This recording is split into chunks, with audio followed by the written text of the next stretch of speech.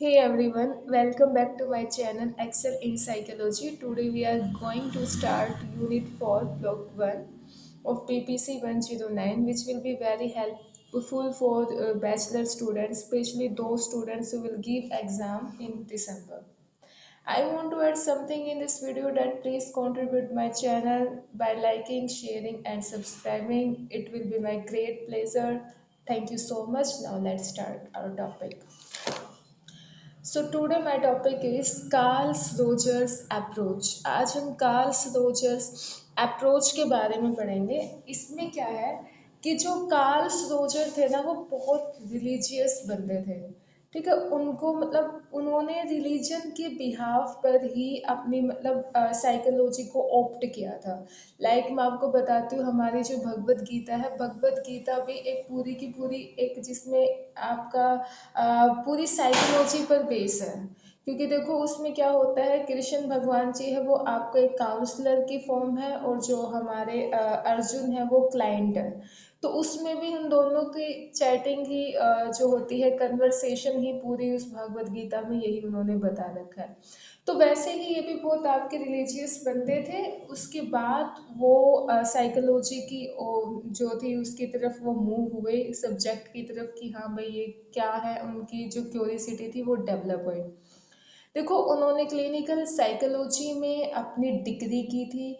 उन्होंने वो सबसे ज़्यादा जो फेमस थे ना, वो डेवलपमेंट ऑफ थ्योरीज और बिहेवियर के लिए बहुत फेमस थे।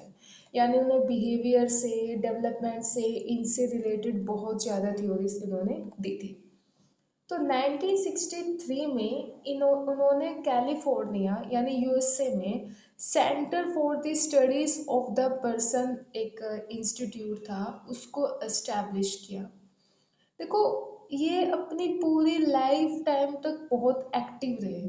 ओके, मतलब पूरी लाइफ टाइम तक बहुत ज़्यादा एक्टिव थे और उन्होंने अपना बहुत कंट्रीब्यूशन दिया था ह्यूमनिस्टिक पर्सपेक्टिव में। इन्होंने बोला ना, he was very active through out his life and contributed to the development of the humanistic perspective. He died at the age of 85 in 1987. His daughter Natalie Rogers extended his work with an expressive arts orientation. देखिए बहुत active थे पूरी life time. Active का मतलब ये होता है कि उन्होंने अपने जो काम था उसको छोड़ा नहीं, उनको उस अपने जो वर्क में जो इंगेज हो रहे। ठीक है, उन्होंने ह्यूमनिस्टिक अप्रोच के डेवलपमेंट में अपना बहुत ज़्यादा कंट्रीब्यूशन दिया।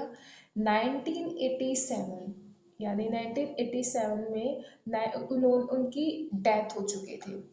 उसके डेथ के बाद उनकी जो बेटी थी नताली रोजर्स, उन्होंने उनकी रिसर्च पर आगे जाकर काम किया।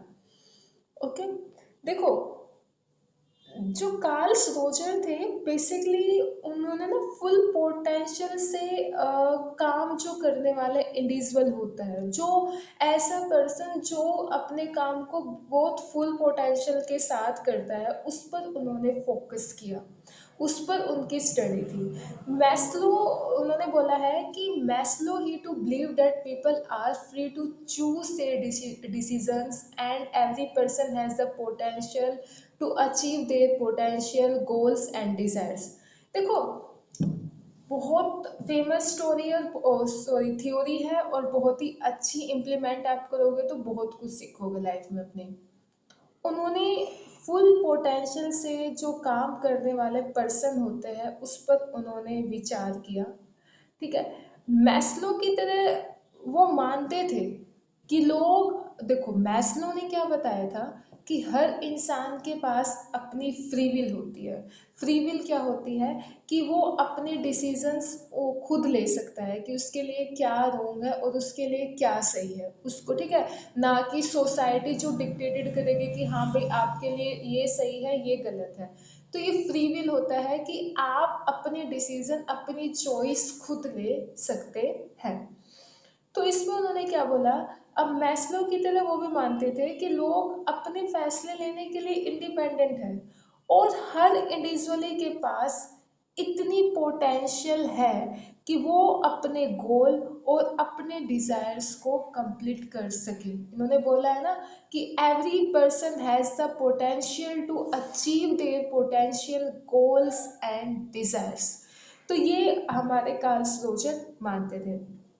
देखो, कार्ल रोजर ने 1961 में इन्होंने लोगों को, मतलब जो पर्सन थे वहाँ, इन्होंने बोला है कि refer to people who were able to attain their potential and follow their goals in life as fully functioning persons, a concept like Maslow's self actualisation.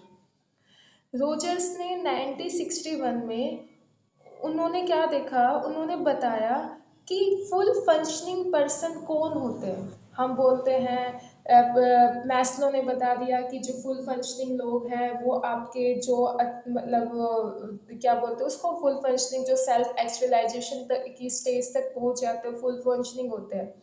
But Rogers क्या बोलते हैं कि जो बेसिकली वो होते हैं कि who were able to attain their potential and follow their goals, जो अपनी लाइफ में अपने गोल्स को चेस करते हैं, अपने डिजायर्स को जो भी होती है उनको फॉलो करते हैं, ठीक है, और फुल पोटेंशियल के साथ उनको अटेन करते हैं, यानी उनको पूरा करते हैं। लाइक मेरा मकसद है कि मैं एचओडी बनूं एम्स हॉस्पिटल में, तो मेरे अंदर पोटेंशियल है, ठीक है, तो मेरे अंदर अब मैं उस चीज़ की, देखो ये आपके फिलहाल बुक में नहीं है कार्ल रोजर की, वो मैं आपको आगे बताऊंगी।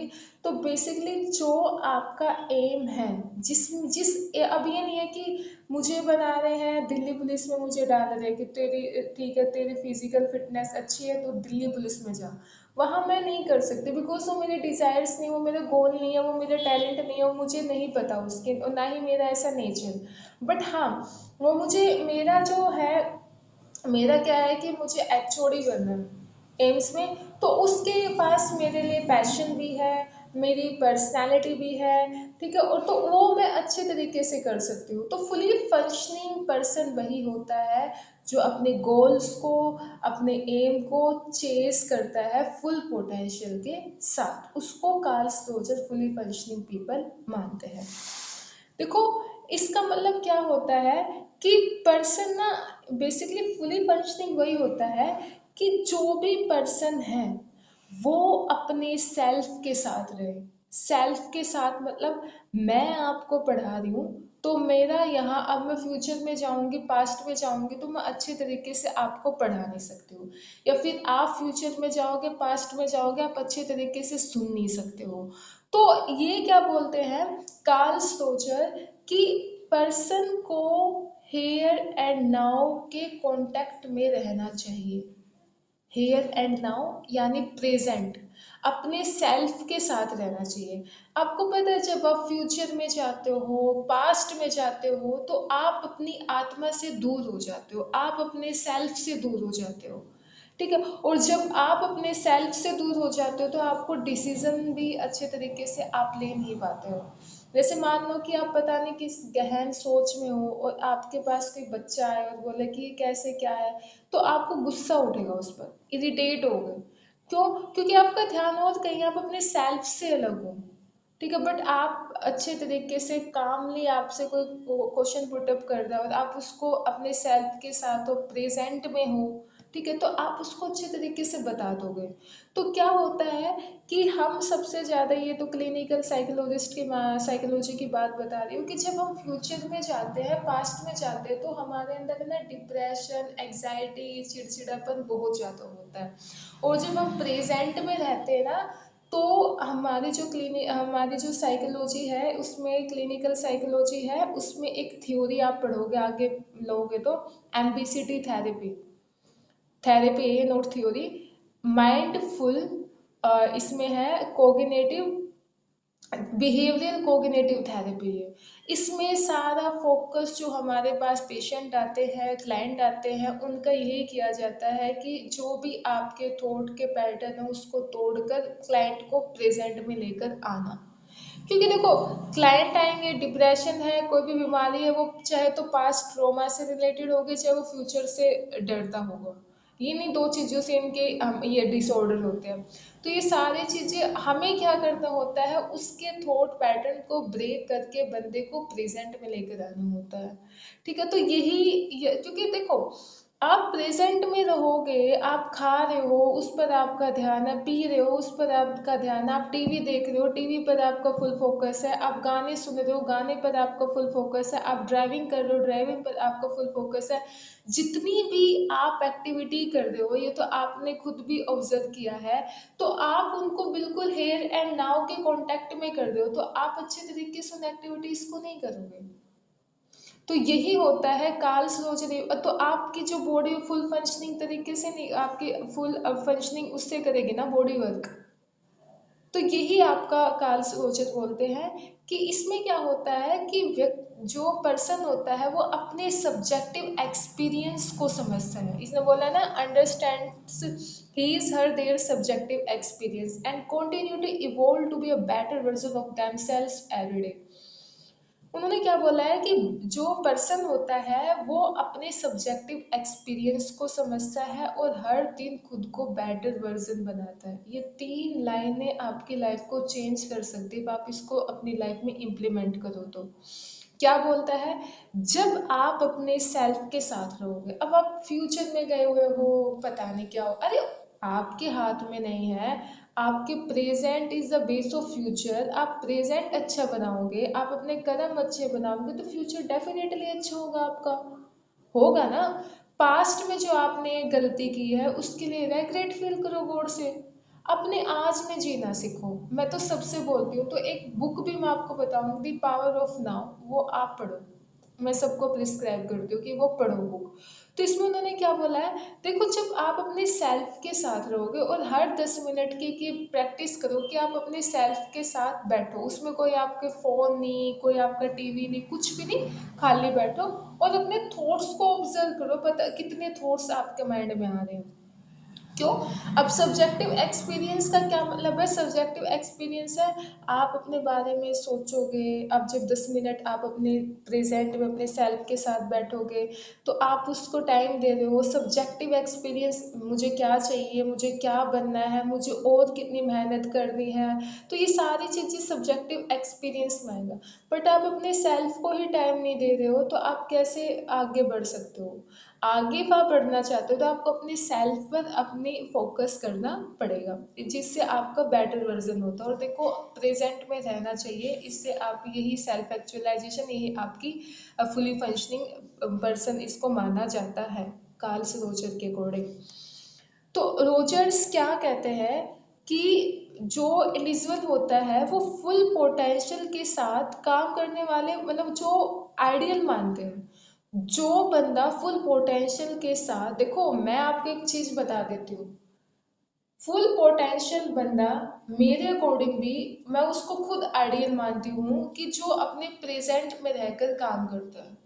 ठीक है, प्रेजेंट में रहकर काम करना बहुत औखी बात हो जाती है, क्योंकि देखो पता नहीं कितने कितने थॉट्स को बंदा कंट्रोल कर कर अपने अपने चीज पर जो वो करता है उस पर फोकस करता है। इस चीज को समझना। तो कार्ल्स रोजर भी यही मानते हैं कि देखो, जो भी व्यक्ति फुल पोटेंशियल के साथ काम करता है ना, वो पर्सन आइडियल माना जाता है। ठीक है, और वो एक्सेप्ट भी करता है कि हाँ ये हार्ड है, ये वाकई हार्ड है। मैं आपको एक चीज बोलती हूँ कि आप पहले 30 मिनट फोकस करो प्रेजेंट पर, फिर आप 30 सेकंड, मिनट भी सॉरी बहुत हो जाएंगे, फिर 1 मिनट का फोकस बनेगा प्रेजेंट पर, फिर 2 का, 3 का, 4 का, 5 का, 6 का, लगेगा लगेगा टाइम आपका। पर धीरे धीरे धीरे धीरे ना आपका फोकस बहुत अच्छा मेंटेन हो जाएगा। तो अपने प्रेजेंट में रहना सीखो, इससे आप अच्छे देखो, बच्चा होता है, बच्चा अपनी लाइफ को क्यों अच्छे तरीके से जीता है, क्योंकि उसको प्रेजेंट में रहता है, उसको कोई भी फिक्र नहीं होती है। ठीक है, क्या फ्यूचर में होगा क्या पास्ट में होगा, और वो अपनी बॉडी को अच्छे तरीके से, उसकी बॉडी फंक्शनिंग भी करती है। सेम हमारे साथ है कि आप अपनी बॉडी की अच्छी तरीके से फुली फंक्शनिंग करना चाहते हो, तो आपको प्रेजेंट में रहना सीखना होगा। जो भी आप काम कर रहे हो उसमें इंडल्ज हो जाओ, बस यही प्रेजेंट में। आप सब्जी काट रहे हो तो सब्जी नाइफ और उस टमाटो पर ही, आपकी जो भी सब्जी है आपको उस पर ही ध्यान होना चाहिए। इससे फोकस भी बढ़ता है, इससे डिसीजन मेकिंग पावर भी बढ़ती है, इससे आपका सेल्फ इन्हेंसमेंट भी होता है, इससे आपकी सेल्फ एस्टीम भी बढ़ती है। इसके बहुत फायदे हैं प्रेजेंट में रहने के। तो उसके बाद इन्होंने बताया है कि लाइफ कैसे बनती है, लाइफ का प्रोसेस क्या होता है, ये सारी चीज़ें कार्ल रोजर की बहुत फेमस थ्योरी है।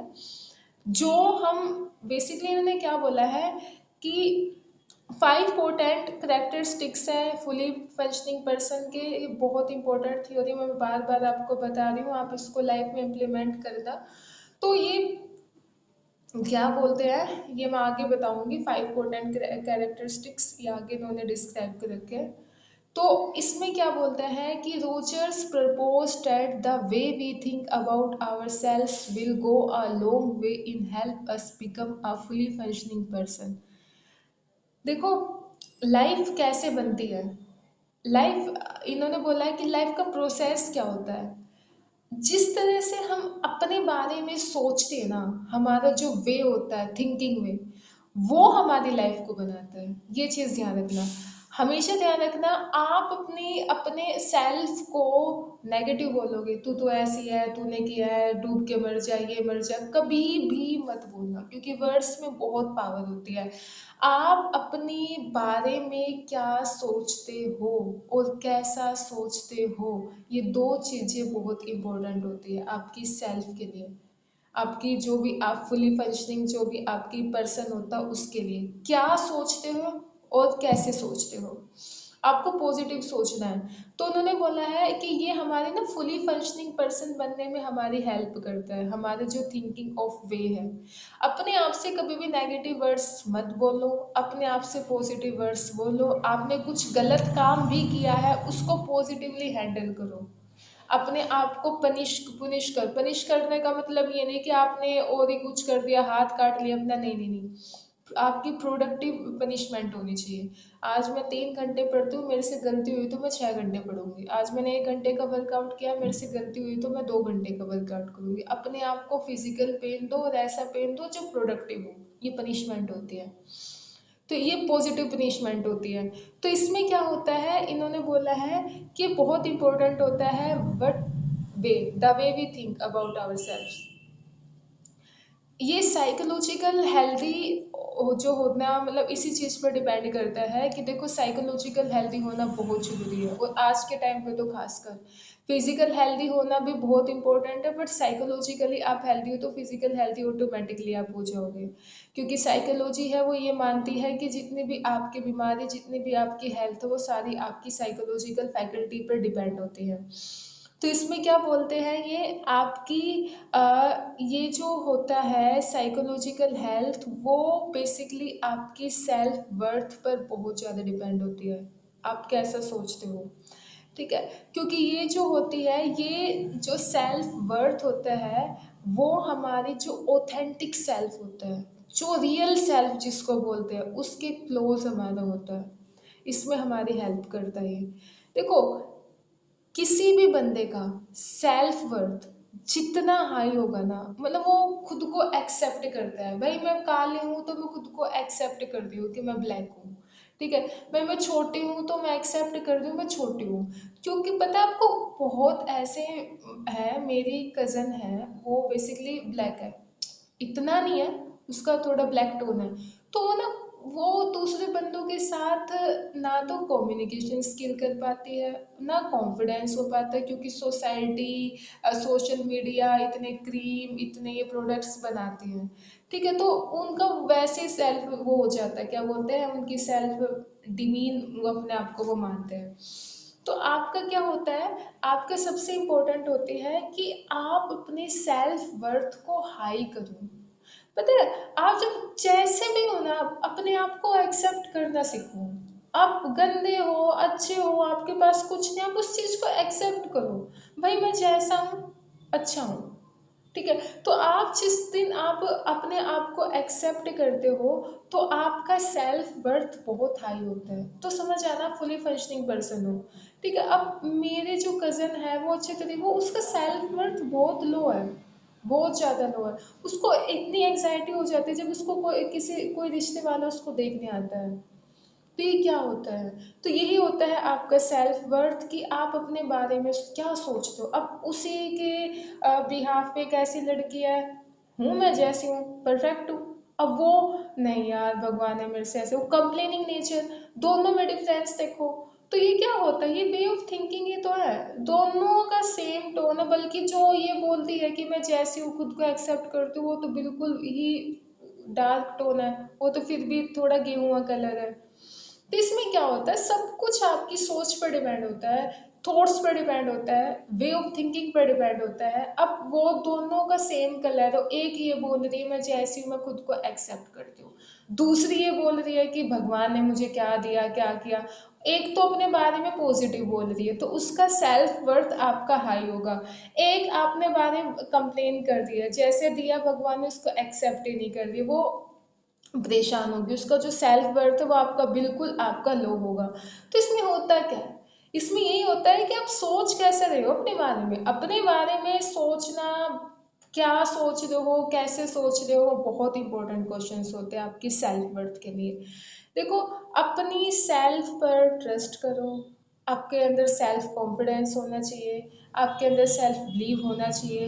अपनी कैपेबिलिटीज़ पर आपको, आप जितना भरोसा रखते हो कि हमेशा you can do it, Ravinder you can do it, तू कर सकती है, तू करेगी। बट एक ऐसा नहीं यार, बहुत बहुत टिपिकल कॉम्प्लेक्स टास्क है, आई कैन डू इट, मैं तो छोड़ रही हूँ यार, मेरे बस की नहीं है। ठीक है, तो ये क्या होता है, तो आप क्यों सोच रहे हो ऐसा, ये वे ऑफ थिंकिंग ही तो है आपका। आप इसको चेंज करो अपने सेल्फ के लिए, आप ये बोलो मैं कर सकती हूँ, मेरे में दम है, मैं सब कुछ करूँगी, जो मैं इनसे भी आगे मुझे जाना है। ठीक है, मुझे अपने सेल्फ को इम्प्रूव करना है।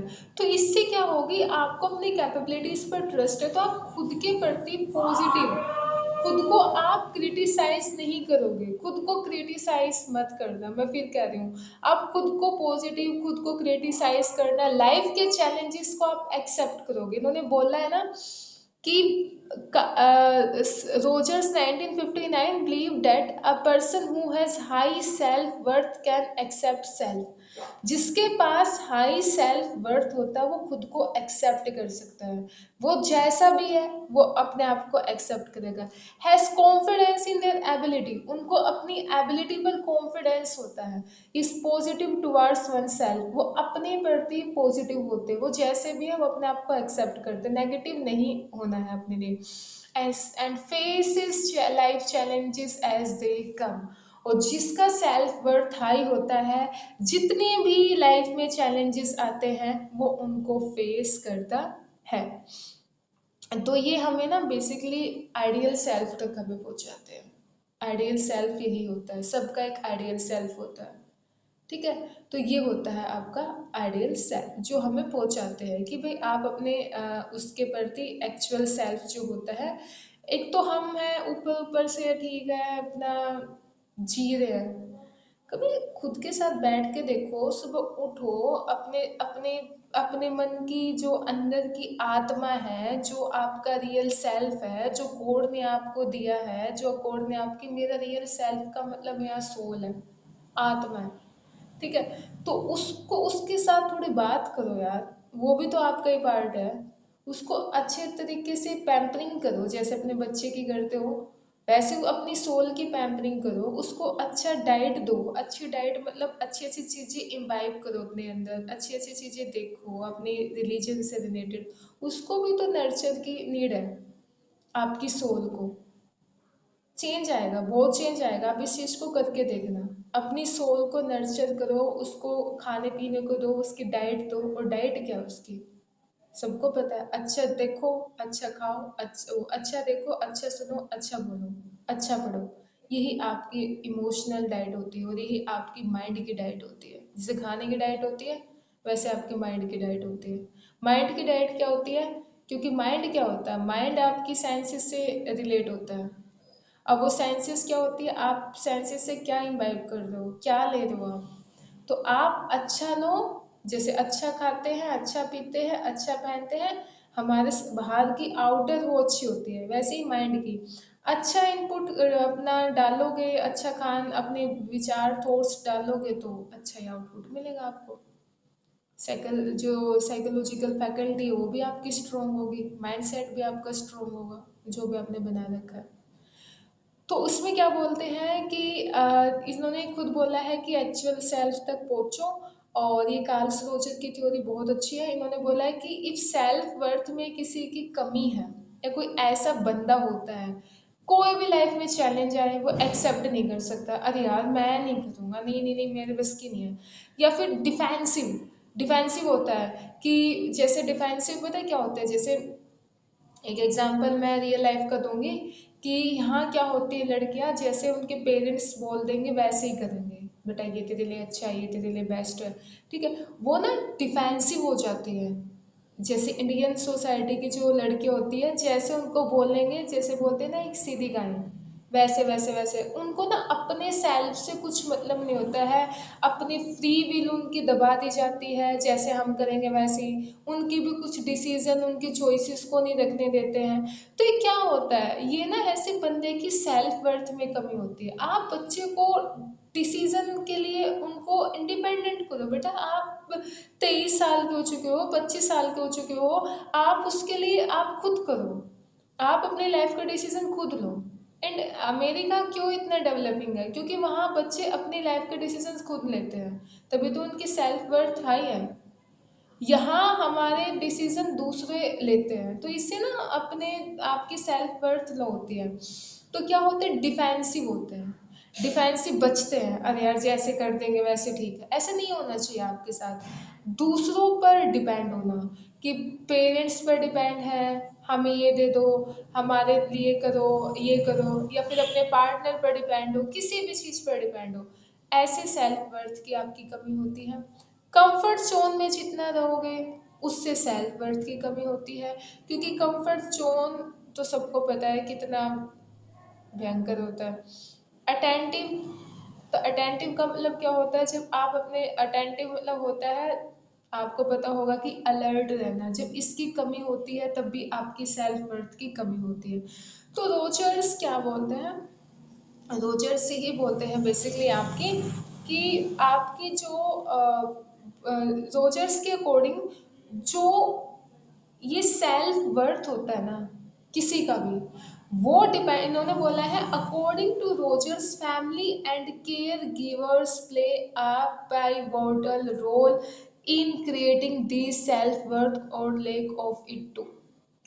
देखो, रोजर्स क्या बोलते हैं कि जो बच्चे की सेल्फ वर्थ होती है उसमें उसकी फैमिली का बहुत बड़ा रोल होता है, उसमें उसके केयर गिवर्स का बहुत बड़ा रोल होता है।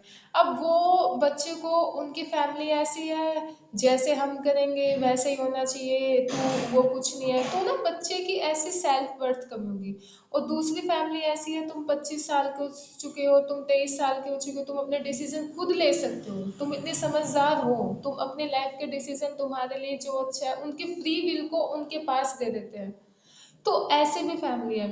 तो बच्चे की जो सेल्फ वर्थ होती है, जो वो देखो उनकी फैमिली मेंबर्स पर वो डिपेंड करती है, उनके किस फैम जिसने उसको पाला है, जिसने उसको पोषा है, उसने उसने किस तरीके की उनकी मेंटेलिटी थी, उनकी फैमिली मेंबर्स की कैसी मेंटेलिटी थी, उनके कल्चर जिस उसमें होगा वो, तो इन चीज़ों का भी बहुत ज़्यादा। अब मैं जैसे मैं किसी राइट को बोल देती हूँ कि मान लो कि किसी यहाँ हो रखा है, मेरे पड़ोस में किसी ने मतलब डोमेस्टिक वायलेंस किया या फिर हैरेस किया है, अपनी वाइफ को मारा पिटा है, तो मैं मेरा ना मन ऐसा हो जाता है, बस पूछो मत कि बस इसको भी मार डालो। तो अब मैं क्या बोलूँगी, जैसे मैं बोल दूँगी कि मुझे इसकी रिपोर्ट करवानी है, तो मेरी फैमिली मेंबर्स मुझे डिफेंसिव आ गए ना, डिफेंसिव मैकेनिज्म यहाँ यूज़ हो, मुझे वो मना कर देते हैं, नहीं नहीं करना। तो ये सारी चीज़ें क्या है, तो मेरी सेल्फ वर्थ कमी हो की कमी है ना यहाँ, कि मैं किस फैमिली मेंबर्स में हूँ, कहाँ मेरी सोसाइटी में हूँ, क्या मेरी फैमिली है, मैं किन के बीच में पैदा हुई हूँ। तो ये चीज़ें भी बहुत मैटर करते हैं। तो मुझे ये फील होता है कि यार मैं पढ़ी लिखी होने का मेरा क्या फ़ायदा है, जब मैं इतना शोषण देख रही हूँ, इतनी वोयलेंस वोयलेंस मैं देख रही हूँ अपने आसपास, तो मेरा पढ़ा लिखे होने का कोई फ़ायदा ही नहीं है। मैं अपनी लाइफ के डिसीजन ही नहीं ले सकती, मैं दूसरों पर डिपेंड हूँ कि हाँ मेरे लिए देखो, मेरे लिए करो। तो यही चीज़ जो होती है सेल्फ वर्थ। अब मेरी फैमिली का माहौल ऐसा है तो मैं नहीं जा सकती हूँ, ठीक है। तो आपकी बेसिकली टीचर से बोलते हैं कि बच्चे की, अब कुछ ऐसे पेरेंट्स होते हैं जो बोलते हैं कि बेटा आपको कुछ भी दिखे ना पुलिस स्टेशन में फ़ोन कर देना, ठीक है, उस पर इस ये हेल्पलाइन नंबर है। और हमारे पेरेंट्स क्या होता है, वहाँ नहीं जाना है, ना कट जाएगी, ये कट जाएगी, तो सबके ना अलग अलग होते हैं। तो बच्चे की जो सेल्फ वर्थ है वो उनके फैमिली मेंबर्स, उनके पेरेंट्स, उनके केयर गिवर्स उस पर बहुत ज़्यादा आपके डिपेंड करते हैं। तो कुछ पेरेंट्स हैं जो बहुत ही मैच्योर भी होते हैं, लाइक मान लो कि चैलेंजेस हैं, लाइक आपकी ये मन्नू भाकर थी, उसकी फैमिली ने क्या किया। अब हमारे यहाँ क्या बोल देते कि क्या करेगी, टीचिंग कर दे बस बात खत्म है, लड़कियों के लिए परफेक्ट है। बट उसके पेरेंट्स ने आज उस लड़के की कितनी सेल्फ वर्थ हाई है, आप देखो, क्योंकि उसके पेरेंट्स ने उसको सपोर्ट किया है कि स्पोर्ट्स में गए, वहाँ बाहर भी वो उन्होंने अपना स्टे किया, और अपना उनकी इतना अच्छा माहौल दिया, इतनी अच्छी उनकी ट्रेनिंग दिलवाई। तो ये चीज़ें भी बहुत मैटर करती है आपकी। तो आज देखो, आज उसकी सेल्फ वर्थ क्या है, वो ओलंपिक तक इतने जो है वहाँ तक आपकी पहुँच चुकी है। तो ये क्या चीज़ है, उनकी सेल्फ वर्थ ही है ना। उनके पेरेंट्स की, इनकी फैमिली की, इनकी सोच बहुत डिपेंड करती है आपकी सेल्फ वर्थ पर। तो मैं यही कहना चाहूँगी। तो आज का टॉपिक हमारे यहीं ख़त्म होता है।